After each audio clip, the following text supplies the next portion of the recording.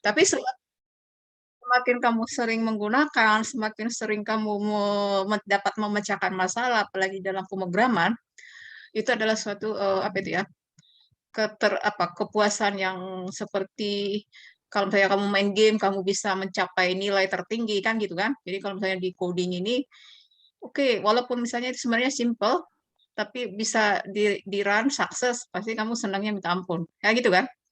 Nah, itu dia karena di dalam pemrograman ini kita tidak hanya sekedar memahami logikanya, tapi juga harus bisa lagi nanti ini kan tidak hanya membuatkan sebuah sistem, tapi ada algoritmanya. Di algoritma inilah kalau kita bahas di artificial intelligence, ya. Kalau sistem pakar itu lebih spesifik ya, udah fuzzy, lebih sedikit, lebih spesifik, walaupun nanti itu ada beberapa lagi yang materi-materinya. Pengolahan citra lebih apa namanya lebih spesifik ya. Nah, ini contoh, ini adalah algoritma decrease dan conquer ya. Jadi kenapa Ibu membuatkan Python? Karena memang sekarang semuanya diimplementasikan dengan Python. Tapi Ibu lihat memang kalau di kampus kita masih kurang ya. Python termasuk di mana itu ya? Medan pun Ibu lihat kurang ya. Kalau dulu apa setelah web kan lagi dibuatkan itu berbasis Android ya, Android. Tapi Android pun siapa yang sudah mencoba berbasis Android? Kira-kira yang kira-kira apa ya, tertantang atau tertarik ada, ya kan? Tapi sayangnya memang karena di kita ini hampir 2 tahun tidak ada praktek ya, ya kan? Ya kan? Jadi merasa ya sudahlah, kan begitu ya. Kecuali kamu minat seperti tadi katakan. Tapi kalau misalnya kalian membentuk tim atau kelompok, nah dari situlah mulai kan terlihat siapa yang minatnya ke situ, siapa yang memang eh, kira-kira berpeluang ya. Iya, oh ya sini kan kayak jagonya coding kan gitu kan. Oh ya sini jagonya di ini gitu dia. Walaupun semuanya punya pekerjaan masing-masing. Oke, sebentar kita masukin algoritma decrease conquer ya, yang bekerja membuat suatu permasalahan semakin kecil dengan mengurangi jumlah masalah. Di sini ada jumlah konstan, faktor, variabel. Jadi pemahaman itu di sini kalau untuk desain analisa algoritma ini kita harus memahami itu satu tree ya, bagaimana tree itu terbentuk, kemana parentnya, kemana anaknya, mana daunnya kan gitu kan. Kemudian ada graph ya. Algoritma diskresi and conquer itu berbeda dengan divide and conquer. Jadi di minggu sebelumnya kita ada empat atau 5 algoritma, ini ada lagi ya. Jadi kita melihat tujuan penggunaan algoritma ini adalah seberapa mampu, seberapa cepat mengatasi sebuah masalah, termasuk kecepatan kalau dia dibuatkan dalam codingnya ya. Jadi diperhitungkan itu berapa cepat dia menyelesaikannya. Karena yang ibarat kamu main game kan time itu sangat penting ya. Itu dia. Decrease and conquer ya, conquer. Metode desain algoritma dengan mereduksi persoalan menjadi beberapa sub ya, menjadi beberapa kecil. Jadi sama seperti apa namanya pohon ya, ada pohon ya atau parent dibagi lagi mana anak-anaknya dibagi-bagi lagi sehingga nanti dengan memecahkan beberapa persoalan itu mudah menyelesaikan permasalahannya ya. Tadi disampaikan ada beberapa tahapan ya, di sini adalah decrease and conquer. Jadi ini adalah algoritma atau strategi ya, strategi decrease and conquer. Decrease adalah mereduksi persoalan menjadi beberapa persoalan lebih kecil ya. Kemudian conquer-nya memproses satu persoalan secara rekursif. Jadi ada satu. Kalau satu tadi kan dipecah lagi, pecah lagi baru diselesaikan. Kalau conquer, pecahkan masalah tapi dilakukan secara rekursif berulang. Nah, itu dia ya. Tidak ada tahapan combine. 3 varian yang penting dalam decrease conquer ini, decrease by a constant, kemudian decrease by a constant factor, variable size ya.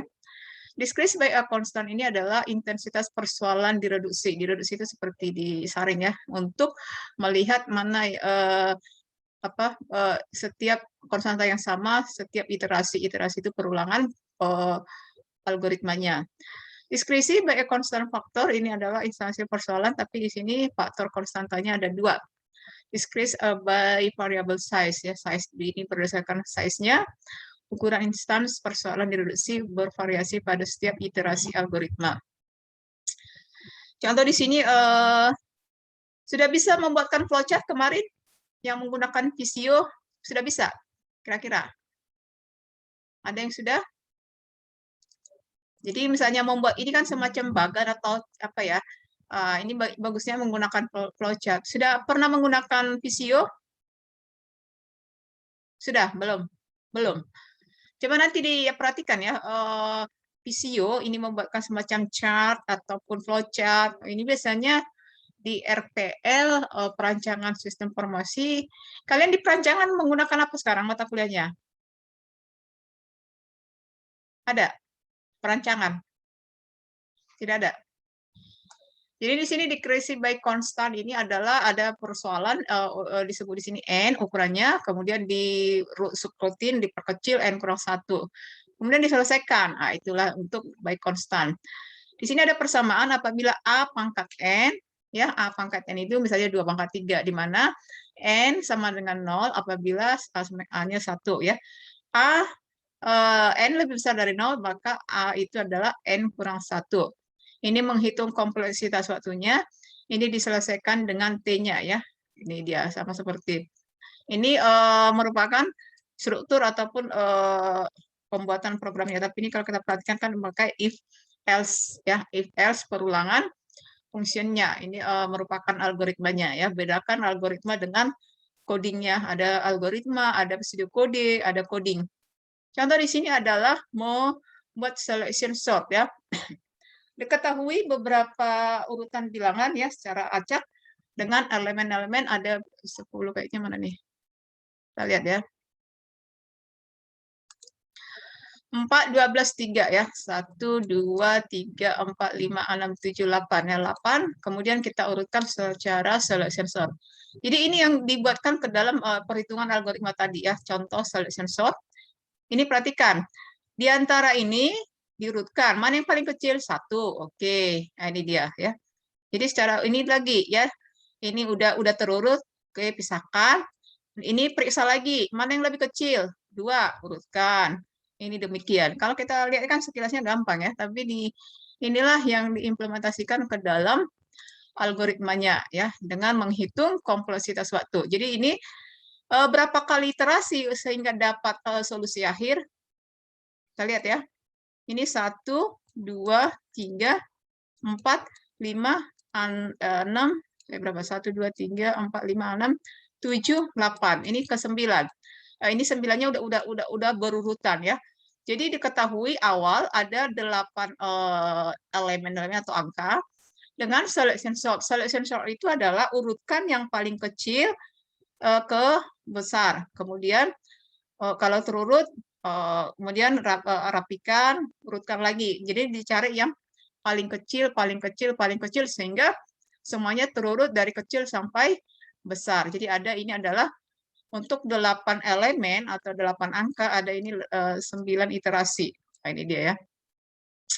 Inilah dihitung kompleksitasnya. Berapa lama si program yang kita buat tadi sehingga ini tercapai ya urutan ini. Nah, itu dia. Itulah namanya kompleksitas waktu dengan selection sort. Ini dihitung waktu pembagian plus waktu pemanggilan. Waktu dia membagi-bagi, kemudian dia memanggil lagi, urutkan, dapat, panggil lagi, urutkan, dapat, panggil lagi, urutkan. Nah, itu dia TN-nya.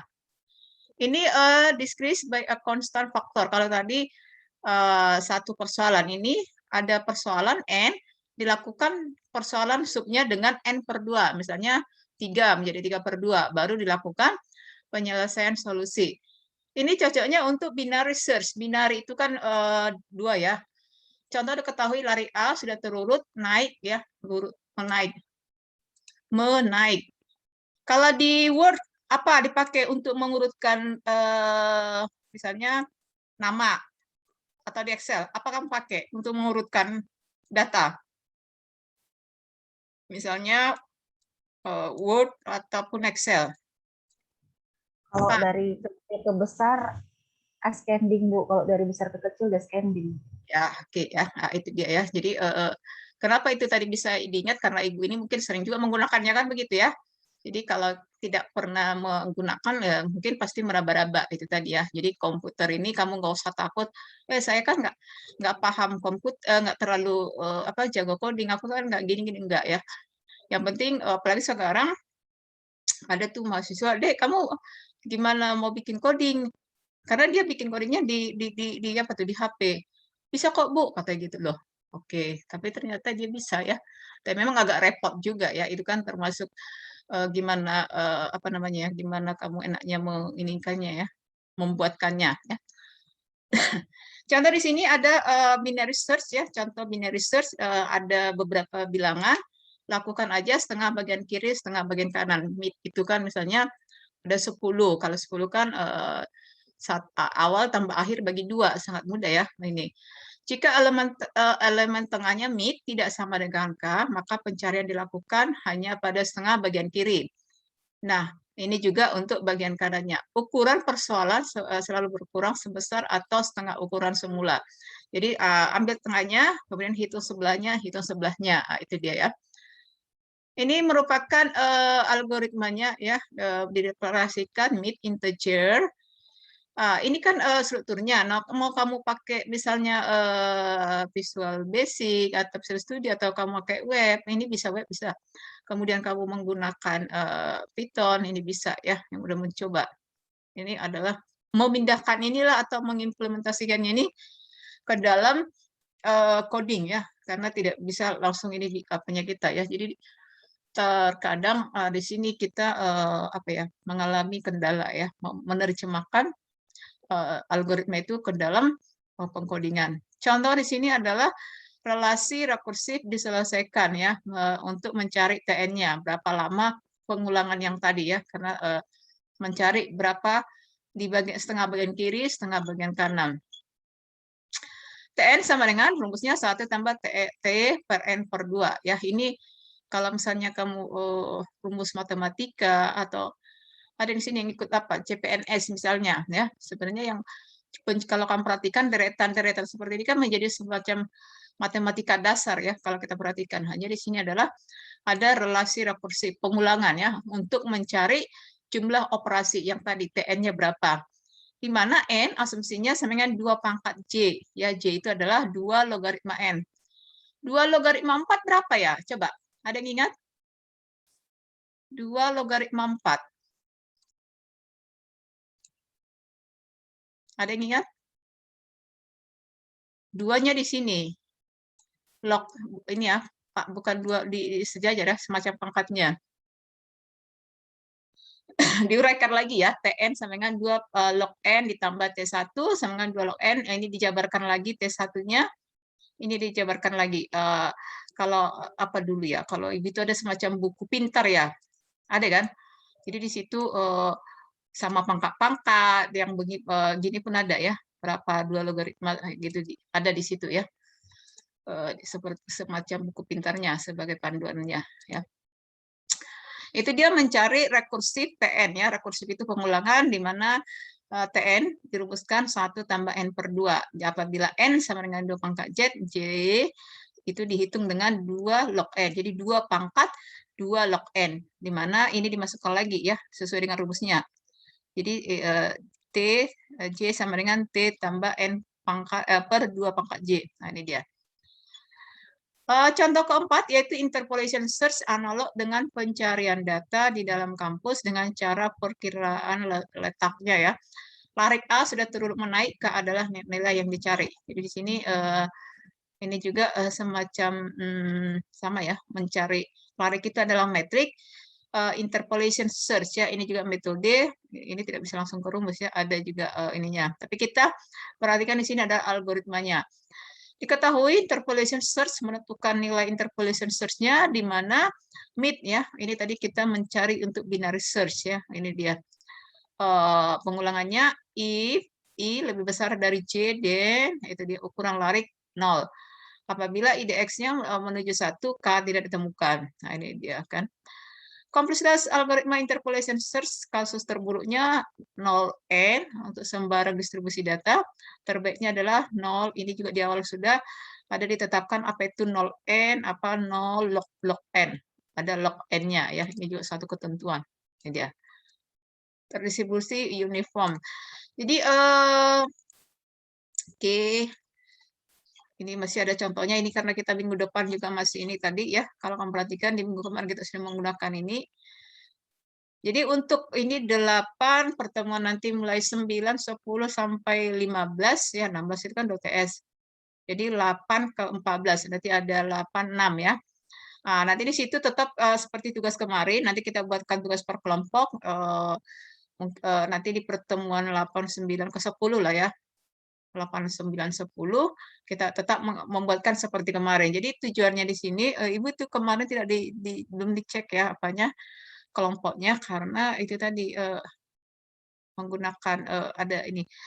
Ini nanti kita bagi per kelompok tetap seperti kemarin algoritma bisa sama tetapi codingnya sama ya. Tapi contoh ini kan materi hari ini adalah strategi hari ini adalah jadi hari ini adalah strategi decrease and conquer ya. Ini untuk pertemuan 8 dan 9. Nanti itu kelompok 1 misalnya. Kemudian ya berikutnya gitu. Jadi tapi pembagian materinya di pertemuan 8 9 ke 10 aja ya supaya masuk dulu materinya ya. Tetap implementasinya menggunakan Python-nya ya. Semoga kalian bisa nanti mengerjakannya. Oke, ini masih ada pembahasannya, tapi kita ke minggu depan aja. Ada pertanyaan kira-kira? Hari ini hanya sekedar mengingatkan satu sama lainnya supaya mengingat apa yang menjadi tugas-tugas kalian, mengikuti perkuliahan, kemudian menyelesaikan tugas-tugas. Apabila ada kendala, silakan ya. Kalau misalnya nilai udah keluar atau belum? Belum. Sudah ada yang keluar nilai? Belum ya? Oke. Belum, Bu. Oh ya, tapi nilai udah kok Ibu 3 ditunggu 5 hari langsung diserahkan. Oke, ada pertanyaan? Bila tidak ada, kembali ke Gizi ya untuk melanjutkan perkuliahan kita sore hari ini. Tidak ada? Cukup? Cukup? Yuli? Yuli, kamu kerja di mana, Yuli? Sambil kerja? Kerjaan sama Abang. Jaga anak Abang. Oke, tidak masalah ya. Yang penting itu tadi ya tetap menjaga kesehatan ya. Kemudian saling peduli satu sama lainnya. Kalau temanmu satu nggak hadir, kamu bertanya lah ya kan gitu kan. Nah, itu dia peduli satu sama lain walaupun tadi tidak pernah ketemu walaupun satu ini ya. Oke, selamat sore kembali ke Gizi. Sore, Bu.